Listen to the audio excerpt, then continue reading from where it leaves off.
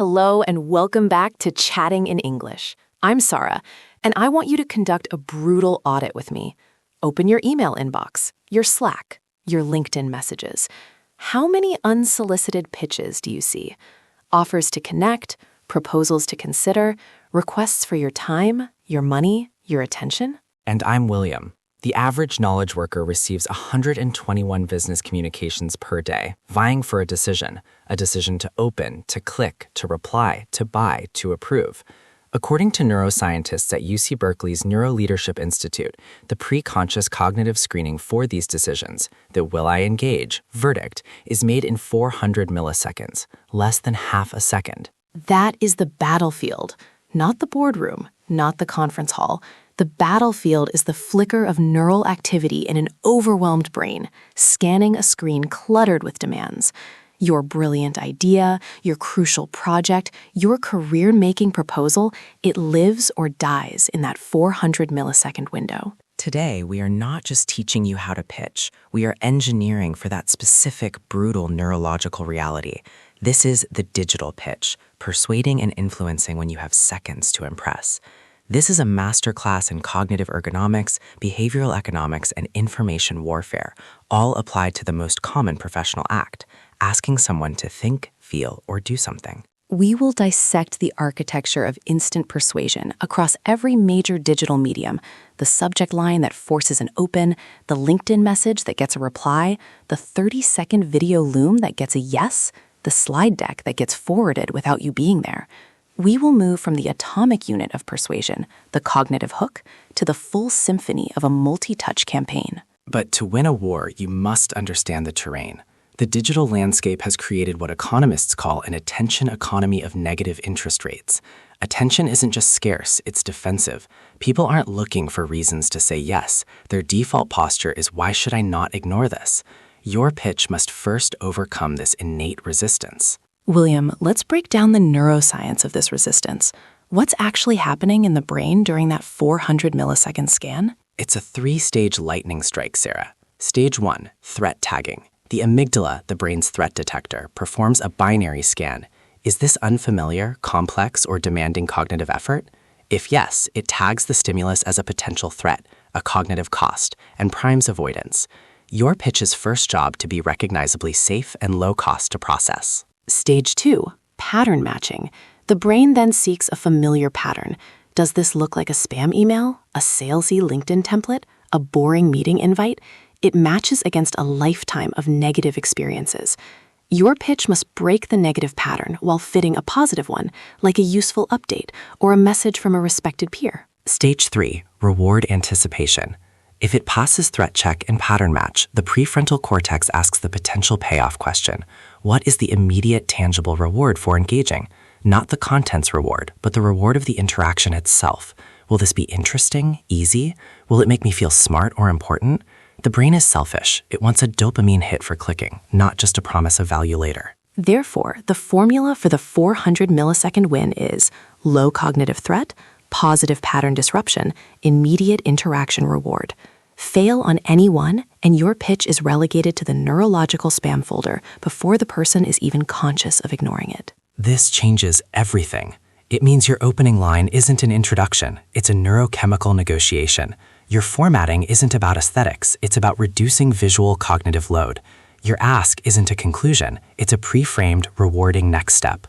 Over the next half hour, we will build this philosophy into every pixel and syllable of your digital persuasion. Our framework unfolds across 4 dimensions, each more powerful than the last.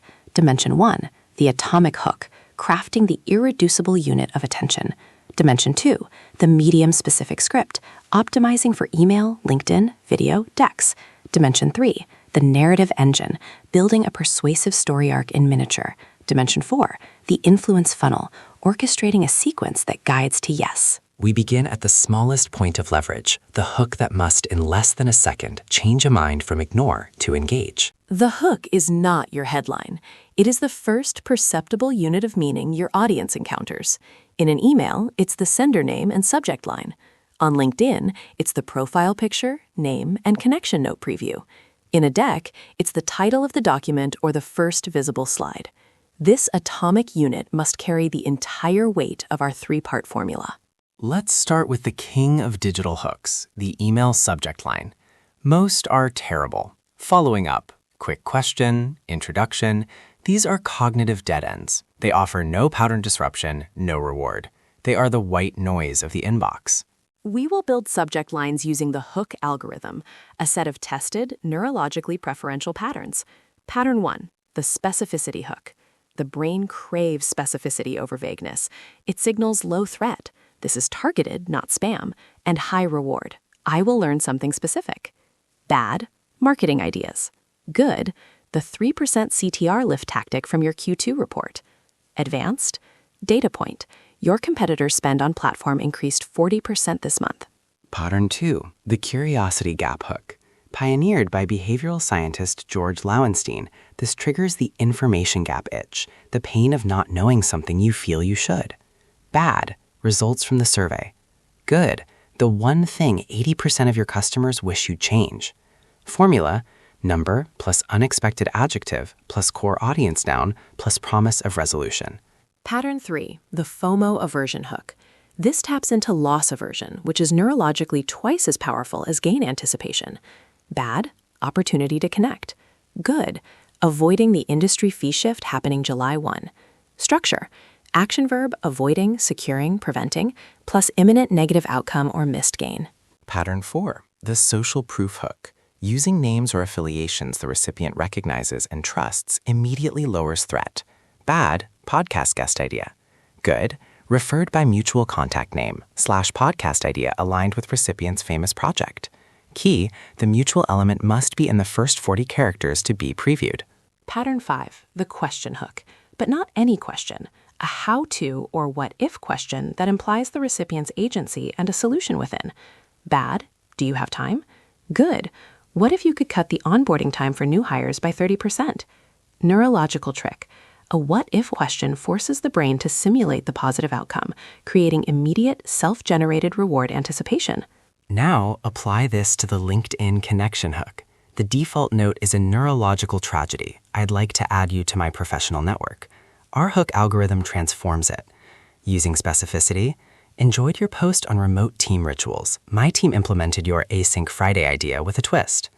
Using curiosity gap, notice we both work with fintech startups. I've uncovered a pattern in why their Series A pitches fail. Using social proof, we both collaborated with influential person or company. Your approach to specific project was brilliant. The visual atomic hook is equally critical. For video pitches, Loom, Zoom intro, the thumbnail and your first frame are your hook. Never start with a talking head saying, "Hi, my name is Alex." Start with a compelling text overlay on a paused video, the one mistake in your onboarding flow, or how recipient's company can save $50K. Record your video, then edit the first 3 seconds to be this text card. You've hijacked the pattern-matching brain with a promise before you even speak. For slide decks, the file name and title slide are hooks. Never send presentation.ptx. Send recipient name.3 options for Q4 initiative.ptx. The title slide shouldn't say project proposal. It should state the core desired outcome, securing executive buy-in for the platform migration. These hooks are bait, but bait alone is useless if the line snaps. The hook must be intellectually honest. It must lead directly to the value proposition. The moment of betrayal, when the brain realizes the hook was deceptive, kills all future trust. The hook is a compression of your value, not a distortion of it. With the hook set, we now must design the first 15 seconds of engagement, the landing page of your pitch. This is where we deliver on the hook's promise with ruthless efficiency. Each digital medium has a unique grammar, a native language of consumption. The pitch that works in an email will die in a Slack DM. The script for a video is different from a voice note. We must be multilingual and persuasion. Let's begin with the most formal, the email pitch script. The goal of the first 15 seconds, approximately 3 lines of text, is to achieve cognitive surrender, the moment the reader decides to stop scanning and start reading. The 3-line email doctrine. Line 1, the anchor. Instant, undeniable relevance. Use the you framework. Not I'm reaching out because. Start with you published specific article on date about topic, or your team just launched specific product. This proves you are not a bot and have done basic homework. It's a respect signal that disarms threat. Line 2, the bridge, connects your observation to a specific valuable insight or common ground. That aligns exactly with the challenge my team at company faced when scaling related thing. Or, your point on X is crucial and most miss the secondary effect on Y. Line 3, the payoff and transition, states the single clear reason for the email and proposes the easiest possible next step. I've summarized one counterintuitive solution in a brief 300-word note below. Or, would you be open to a 12-minute chat next week to explore the implications for their specific goal? Notice what's absent. No biography, no company history, no, I thought it would be great to connect.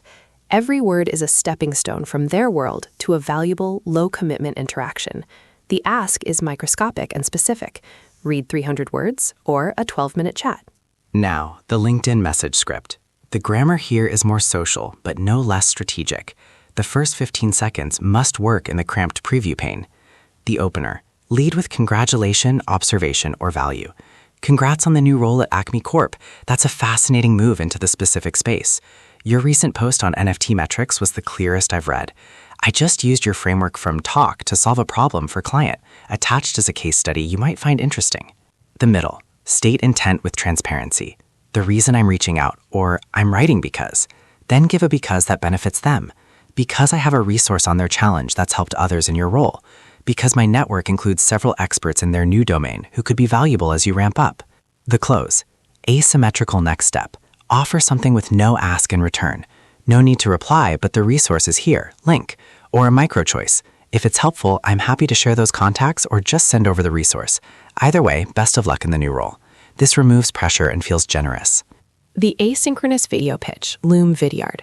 This is a high-risk, high-reward medium. The script is a mini TED Talk. Second 0 to 3, text hook, as discussed. Second 3 is 7, on camera, high energy, smiling. Hi name, it's your name. This is a 90-second video about specific outcome they want. State the length up front. It's a gift of predictability. Second 7 to 30, the one idea core. Pitch one compelling idea framed as a story. Let me tell you about a client in a similar position. Or, I was reviewing your website and had one thought that could change your conversion. Use screen share to show one specific thing. Their website, a single data point, a competitor's page. Second 30 to 60, the so what and now what. So if that idea is right, it means tangible benefit for them. Then the clear, tiny next step. The next step, if you're curious, is simple. Reply yes, and I'll send the 2-page brief. If not, no problem at all. Thanks for your time. The slide deck pitch sent asynchronously. This is not a presentation. It's a self-guided persuasive document. It must work without your narration. Slide 1. Not a title, but a you-focused value proposition headline. How a recipient company can reduce customer support tickets by 35%. Slide 2. Why this matters now. Context tied to their current priorities or industry shifts. Slide 3. The core insight or idea, the what. Slide 4. The evidence. One stunning chart, one killer testimonial, one compelling comparison. Slide 5. The simple path forward, a 3-step timeline with the first step being a 15-minute alignment call. Design principle, one idea per slide, maximum 20 words per slide, heavy visual data. The deck should be understandable in 90 seconds. These scripts are templates, not cages. Their core principle is front-loaded value and frictionless next steps. You're designing a persuasive experience that feels more like a helpful shortcut than a sales pitch. But a script alone is a collection of parts. We need to breathe a soul into it. We need a story. Data informs, but stories persuade. In a digital pitch, you don't have time for a hero's journey. You need a narrative particle, a story compressed into its essential elements, lasting 20 to 45 seconds, that rewires how your audience sees their problem and your solution. The brain is wired for story. When we hear a story, our neurons don't just process language, they simulate the events. If you tell a story about a client overcoming a challenge, the listener's brain fires in similar patterns as if they were overcoming it. This is neural persuasion at the deepest level. We use the SPAR framework for digital pitch narratives: situation, problem, action, result. But the magic is in the specific, audience-centric execution. Situation. Start in their world, not a generic one. For marketing VPs in SaaS right now, the pressure to prove pipeline impact is brutal. Problem. Articulate the problem as a hidden tension, a contradiction between what is and what could be. The tension is you're spending more on content than ever, but sales says the leads aren't sales ready. The root cause isn't content quality. It's that your content isn't answering the specific questions buyers have after they talk to sales. Action. This is your idea or method framed as a shift or key.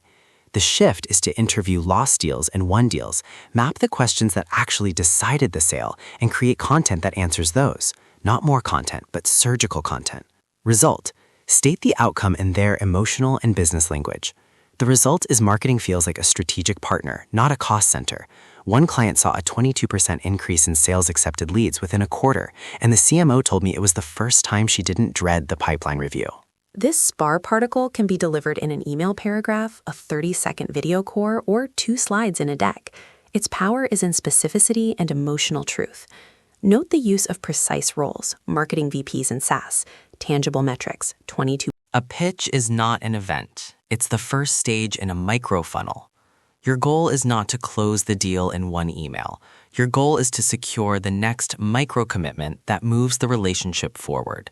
We design a series of low-friction, high-value steps that feel natural, not salesy. The 5-touch digital influence funnel. Touch 1, the value-forward intro, the hook-driven email message we just designed.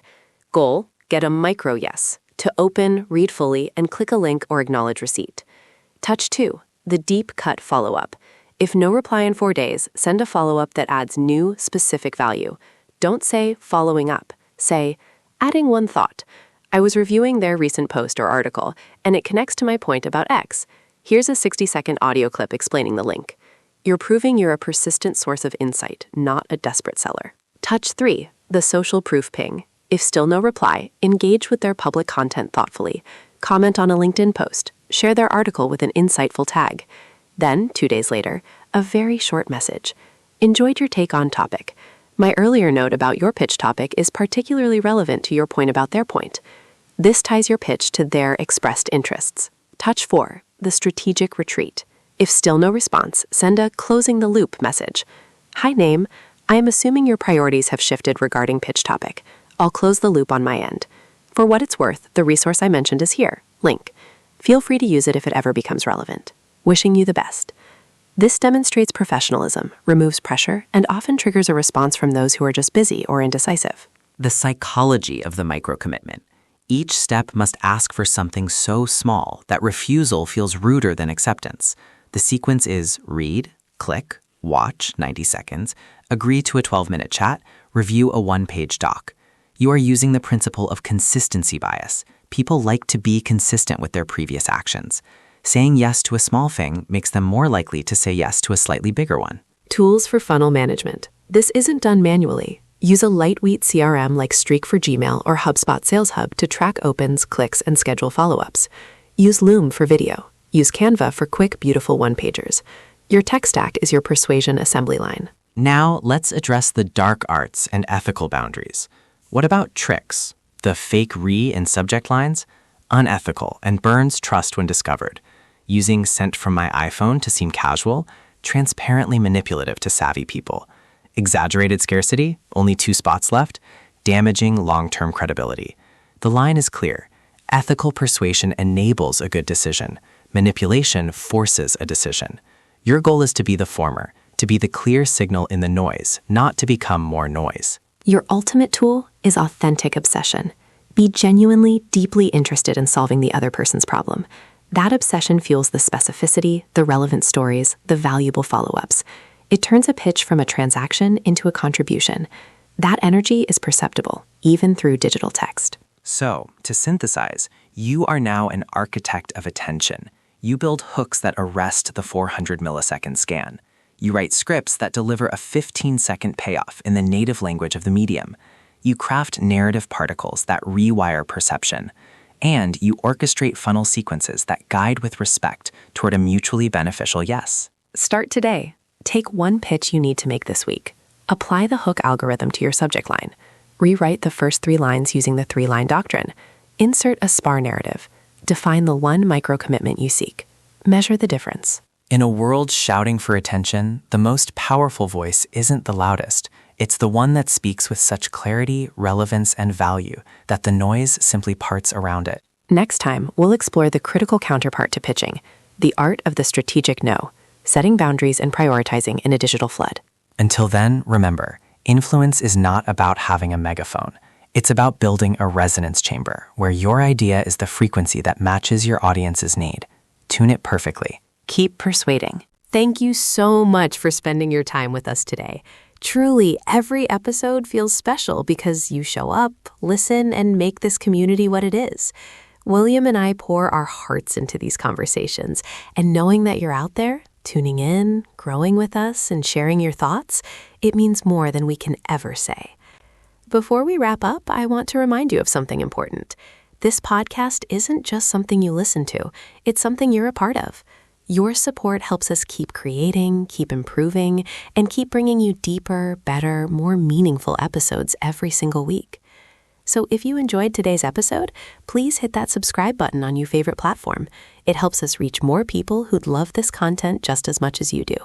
And if you can, leave us a quick rating or review. It truly goes a long way. You can also follow us on social media, send us your questions, or share topics you want us to explore next. We love hearing from you, and your ideas often shape future episodes. Thank you again for being here. Stay curious, stay kind, and stay connected. Until next time, this is Sarah, signing off with gratitude and love. Don't forget, subscribe, share, and keep the conversation going. We'll see you in the next episode. All right, everyone. Before we close out today's episode, I just want to take a moment to say a huge thank you. Seriously, you could be anywhere right now, but you chose to spend your time with us. That means everything. Every message, every share, every moment you tune in helps this podcast grow into something bigger than we ever imagined. Sarah and I are truly grateful for this community. This show exists because of listeners like you, and it continues because you keep showing up. So thank you from the bottom of my heart. Now, if you haven't already, make sure you subscribe so you never miss an episode. We've got so many exciting stories, ideas, and discussions coming up, and I don't want you missing even a single one. Hit that subscribe button, follow us online, and stay connected with the conversation. And if you enjoyed today's episode, take just a few seconds to leave a rating or a short review. It helps more than you know. It pushes the podcast forward and helps new listeners discover our community. We always want to hear from you too. Drop your episode suggestions, your questions, or your thoughts. You inspire so much of what we create. All right, that's it for today. Thank you again for listening. Stay inspired, stay motivated, and remember to subscribe. This is William, signing off, and I'll see you in the next episode.